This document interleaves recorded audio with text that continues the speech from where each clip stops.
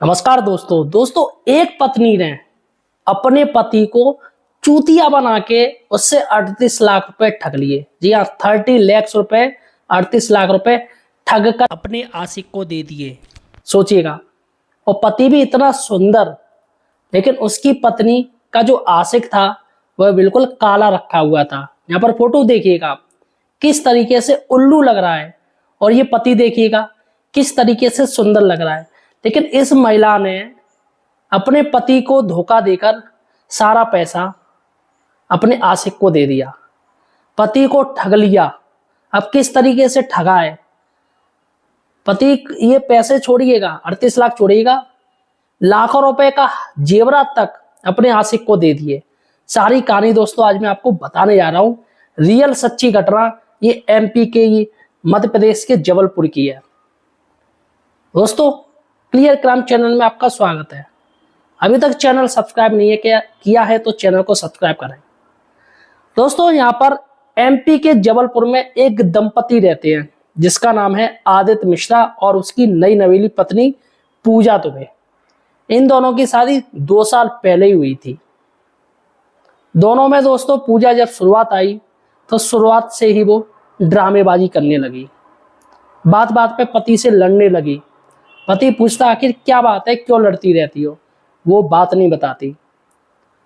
दोस्तों, फिर एक नए इंसान की वो एंट्री करवाती है घर में, अपने ससुराल में, जो था उसका प्रेमी, जिसका नाम था आकाश। और वो कहती है अपने परिवार वालों से कि ये मेरा चचेरा भाई है, आकाश यानी जो प्रेमी था। घर वाले चूंकि मान लेते हैं। यहाँ पर एक बात तो बता दें कि आदित्य मिश्रा के पापा राजेश मिश्रा यानी पूजा के ससुर, वह अकेले थे। उनकी पत्नी की 10 साल पहले मौत हो चुकी थी। सिर्फ घर में 2 प्राणी थे, और जबकि राजेश की बेटी यानी आदित्य की बहन मेनका की शादी हो चुकी थी। यानी दोनों बहन भाई थे, जिसमें आदित्य और राजेश घर में रहते थे। दोस्तों, होता क्या है, पूजा अपने प्रेमी को करवाती है और उसके प्रेमी का इनके घर आना जाना हो जाता है। एक बार पूजा कहती है अपने पति से कि आकाश की बड़े बड़े अफसरों से जान पहचान है, काफी बड़े बड़े अफसर हैं, तो वह तुम्हारी सरकारी नौकरी लगवा देगा शिक्षा विभाग में, शिक्षा विभाग एजुकेशन डिपार्टमेंट में। इसके लिए पैसा खर्च होंगे। तो पहले तो भैया नानुकुर होता है, लेकिन जब आदित्य को लगा कि हो सकता है पत्नी मेरे बारे में सोच रही है, अच्छा सोच रही है, चलो सही है, सरकारी नौकरी लग जाएगी। क्योंकि आदित्य एक बिजनेसमैन था, उसका सिंपल सा बिजनेस था कपड़े का। तो आदित्य धीमे धीमे करके पैसा देने लगता है। बेबी उसको बार बार पैसा मांगती है, आदित्य बेर बार पैसा दे देता है। करीब 38 लाख रुपया, जी हाँ 38 लाख रुपए आदित्य अपनी बीवी को दे देता है, और उसकी बीवी यानी पूजा दुबे अपने आशिक को दे देती आकाश को सारा पैसा। एक बार क्या होता है कि एक बार जो राजेश हैं, आदित्य के पिताजी हैं, उनको पैसों की जरूरत थी। तो वह अपनी बहू के जेवरात रखवाने के लिए बैंक जाते, गोल्ड लोन लेने के लिए, एसबीआई में गोल्ड लोन लेने के लिए वो जेवरात रखने जाते हैं। तो वहां पर जब जेवरात बैंक वाले देखते तो कह देते ये नकली जेवरात है। जेवरात थे कुल 460 ग्राम, 460 ग्राम। अब जैसे ही बैंक कर्मी ये बात कहते हैं राजेश से कि ये जेवरात सारे नकली हैं, तो राजेश के पैरों की जमीन खिसक जाती है।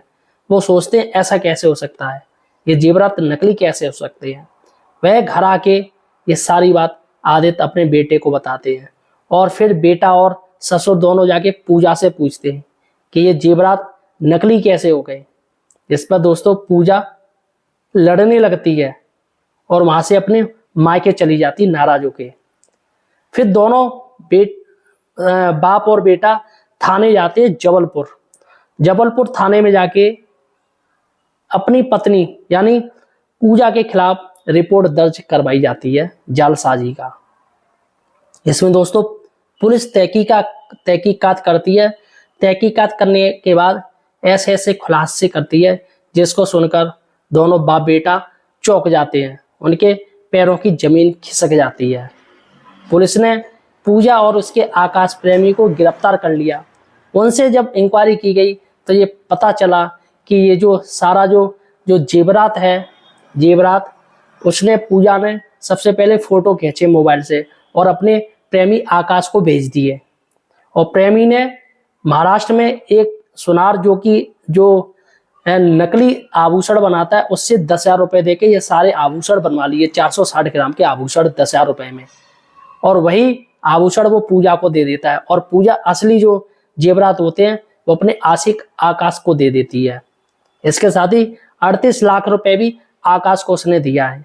और जब पुलिस जांच पड़ताल करती है तो उसमें पूछती कि इतना पैसे का क्या किया और जेवरात कहाँ गए, तो इसमें खुलासा होता है कि पूजा ने अपने आशिक को, आकाश को, एक लग्जरी गाड़ी दिलवाई, 4 व्हीलर दिलवाई, उसके संग वो घूमती थी। इसके साथ ही मोटरसाइकिल दिलवाई।